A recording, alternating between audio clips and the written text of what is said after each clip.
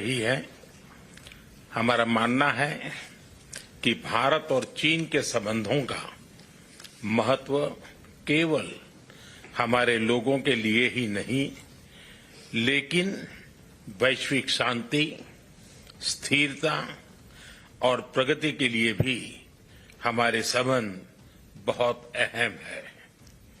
Excellency, सीमा पार पिछले 4 वर्षों में उत्पन्न हुए मुद्दों पर बनी सहमति का हम स्वागत करते हैं। सीमा पर शांति और स्थिरता बनाए रखना हमारी प्राथमिकता रहनी चाहिए। म्यूचुअल ट्रस्ट, म्यूचुअल रिस्पेक्ट और म्यूचुअल सेंसिटिविटी हमारे संबंधों का आधार बने रहना चाहिए। आज इन सभी विषयों पर बात करने का अवसर मिला है। मुझे विश्वास है कि हम खुले मन से बातचीत करेंगे और हमारी चर्चा कंस्ट्रक्टिव होगी।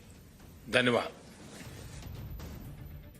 नरेंद्र मोदी की यही खासियत है कि जो कहना होता है मुंह पर कह देते। क्लियर फंडा है कि आंख से आंखें दिखाओगे तो आंख में आंख डालकर बात होगी, और दोस्ती दिखाओगे तो गले मिलाकर मिलेंगे और दोस्ती निभाएंगे, और जो सच है वही बताएंगे। जैसे मोदी पुतिन के सामने कह देते हैं कि युद्ध का समय नहीं है, भारत युद्ध के पक्ष में नहीं है, इसी तरह से जिनपिंग के सामने बैठकर मोदी कह देते हैं कि बॉर्डर पर शांति स्थिरता जरूरी है।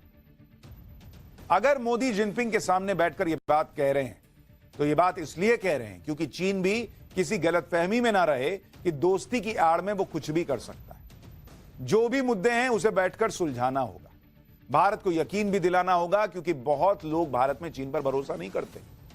इसलिए पीएम मोदी ने यह भी जिनपिंग से कह दिया कि सीमा पर स्थिरता बनाए रखना हमारी प्राथमिकता रहनी चाहिए, और यह द्विपक्षीय रिश्ते, आपसी सहयोग